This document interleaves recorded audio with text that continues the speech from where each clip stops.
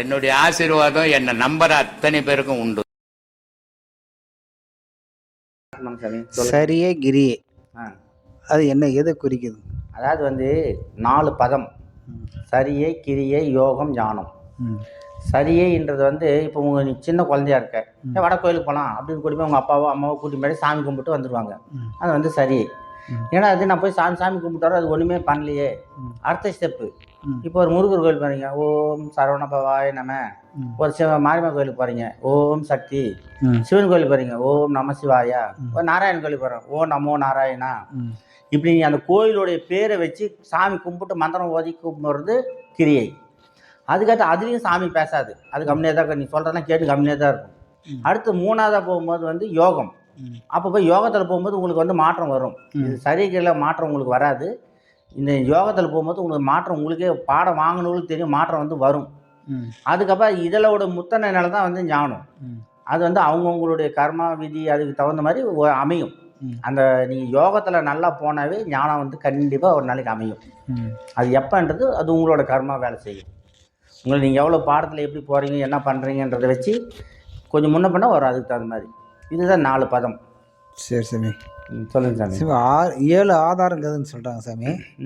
அதுக்கு என்னென்ன ஒரு பொருள் சாமி? அதுதான் சாமி 7 ஆதாரம்ன்றது வந்து மூலாதாரம், சுவிதிஸ்தானம், மணிப்பூரகம், அநாதகம், விசித்தி, ஆஞ்சை, சகசாரம். இந்த 7 ஆதாரம் தான் நமக்குள்ள இருக்கிறது தான். அந்த சகசாரம் மட்டும் கடவுள் நிலைக்கு நம்ம ஆயிடுவோம். அது 6 நிலை வந்து மனித நிலை. சகசாரம் போயிட்டால் 7வது நிலை கடவுள் நிலை. அப்போ நீங்கள் உங்களுக்கு சகசாரத்துக்கு போயிட்டீங்கன்னாவே நீங்களாக இருக்க மாட்டீங்க. எல்லாமே நல்லதாக இருக்குது, அடுத்தவங்க இது பண்ண வேணா அப்படியே அமைதியாக உட்காந்துக்குவீங்க. ஆனந்த நிலை. அது வந்து முயற்சி பண்ணலாம், ஒரு நாளைக்கு அமையணும்னா அமையும்.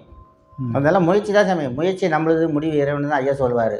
அந்த முயற்சியில் போயிட்டுக்கிறோம். குரு காட்டிய வழியில் நம்ம சீடலாகி நம்மளாம் போயிட்டுக்கிறோம். போகலாம். சரி சரி, அது கட் பண்ணுங்க சாமி. அடுத்து போக கட் பண்ணிக்கலாம் சாமி. இந்த வேதம், உபதேசம், உபனிஷத்து, ஸ்மிருதி, அங்கம் இப்படியெல்லாம் சொல்கிறாங்க. அப்புறம் இன்னொன்று என்னன்னாக்கா சிவபுராணம், விஷ்ணு புராணம் இப்படியெல்லாம் சொல்கிறாங்க. இதுக்கெல்லாம் அர்த்தம் என்ன சாமி? அதாவது வேதம்ன்றது இந்த வேதம் ஓதுறன்னு சொல்லுவாங்க. ஆமாம், நம்ம மந்திரம் ஓதி எல்லாம் கோயிலெல்லாம் பண்ணுறது வந்து வேதம். அது வந்து ஏட்டு சுரக்காய் கரு சுவை ஓதுவாதுன்னு சொல்லுவாங்க. ஆமாம், ஏட்டில் புக்கில் கதை படித்து ஓதுறது தான் அது. அது வந்து தொழிலாக தான் யூஸ் பண்ண முடியும். உபதேசன்றது வந்து குரு சொல்லி கொடுத்து யோக வழியில் போகிறது. ஆமாம், அது வந்து உபதேசம். அதாவது வந்து குரு உபதேசம்னு வாங்க.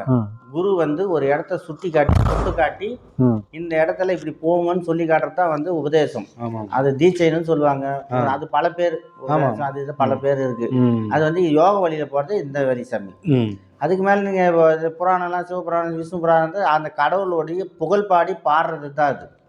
இப்ப சிவனை பற்றி பாடினா சிவபுராணம், விஷ்ணுவை குறித்து பண்ணால் விஷ்ணு புராணம், முருகரை பற்றி பண்ணால் கந்த புராணம்னுவாங்க. அது வந்து விநாயகர்னா விநாயகர். இப்படி ஒவ்வொன்றா அவங்கவுங்க கடவுளை புகழ்ந்து அந்தந்த ஞானத்தில், அதாவது பக்தியில் உயர்ந்த நிலையில் இருக்கிறவங்க பாடின நூல்கள் இதெல்லாம். அதை வந்து நல்வழி படுத்துறதுக்கு அவங்க சொல்லி வச்சுட்டு போன பாதை. நல்வழி படுத்துறதுக்கு மட்டுமா இல்லை கடவுள் அடையிறதுக்கு? அப்போ அடைஞ்சாங்க சாமி, இப்போ அடைய முடியாது. இப்போ அடைய முடியாது. எங்க மனசுக்கு எவனுக்கு ஆசை இல்லாத இருக்குது. ஆசையை திறந்து இருக்கிறத கடவுளுடைய அருங்கரகம் வரும். இங்கதான் ஆசை நிறைக்குது.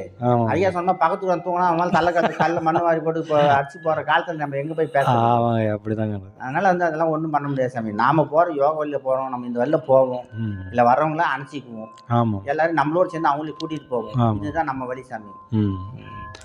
சரிங்க சாமி. இந்த பிரவேசம், இந்த அது இதுன்னு சொல்கிறாங்க இல்லையா, அது என்ன? அது ஒன்றும் புரியல எனக்கு. பிரவேசம்னா இந்த கிரக பிரவேசமா? அது கேட்கதானே இல்லை சாமி, அப்படி இல்லை. இந்த மாதத்துக்கு 15 நாளைக்கு ஒரு நாட்டி என்ன சங்கஷ்டி, பிரதோஷம் அந்த மாதிரி எல்லாம் சொல்கிறாங்க. அதெல்லாம் வந்து அதாவது வந்து பக்தியில் அவங்கவுங்க வந்து உருவாக்கி வச்சது தான் இது. இது நமக்கு அதுக்கு சம்மந்தமே இல்லை. நீங்கள் இதை நம்ம யோக வழியில் வந்துட்டு நம்ம அதை தேடினாக்கா நம்ம ஒன்றுமில்ல தான் போகணும். நமக்கு அது பிரதோஷம், இந்த 4 கிழமை அதெல்லாம் எதுவுமே நமக்கு தேவையில்லை சாமி. ஆண்டவன் படைச்ச நேரம் அத்தனை நேரம் நல்ல நேரமே. இதில் கெட்ட நேரம், கெட்ட செய்கைன்றதே கிடையாது. எல்லாம் நல்லது தான். நம்ம மனசு தான் அப்படி பிரித்து பார்த்து இது பண்ணுது. நமக்கு அது தேவையே இல்லை. நமக்கு எதுக்கு அது? அப்போ ஜாதகம் கணிக்கிறாங்க இல்லை? அதெல்லாம் போய் தான்.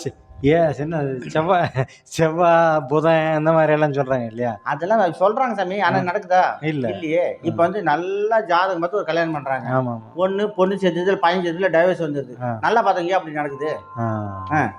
இவன் 100 வருஷம் ஆரோக்கியமா இருப்பான், பொசுக்குன்னு ஏதோ ஹாஸ்டல்ல செத்து போயிடறான். ஏன் அப்படி ஆச்சு? இவன் செத்து போயிடுவான், உயிரோட இருக்கிறான். ஏன் அப்படி இருக்கிறான்?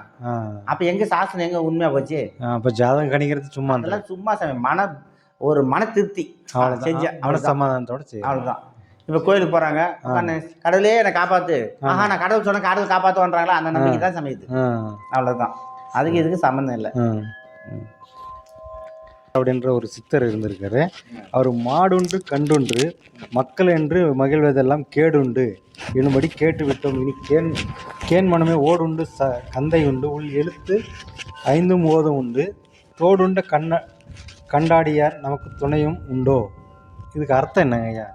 அதாவது மாடு உண்டு வேணும்னாக்கா, அந்த காலத்தில் வந்து மாடுன்றது ஒரு செல்வம். ஆமாம். அதாவது பொண்ணு பொருள் மாடு ஆடு கோழி மாடுலாம் அதெல்லாம் ஒரு செல்வமாக தான் வச்சாங்க அவங்க. ஆமாங்க. அதெல்லாம் சேர்த்து வச்சாலும், அதாவது செல்வம் சேர்த்து வச்சாலும், மனைவி குழந்தை சொத்து சுகம் எது சேர்த்து வச்சாலும் நம்ம சாகும்போது கூட ஒன்றும் வரப்போறதில்லை சாமி. அவர் அதனால தான் அந்த பாட்டு பாடினார். எல்லாமே இருக்கும், நீ செத்தினா கூட எது வரப்போகுது? அதனால் எதுவுமே வராது.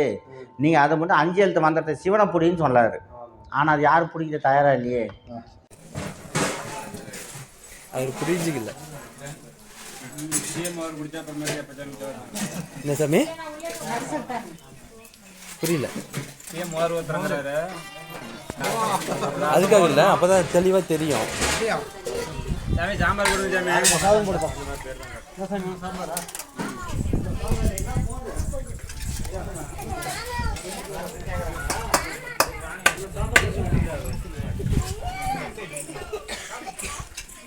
சீனியருக்குன்னு இவ்வளோ பெரிய இலை போட்டிருக்காங்க.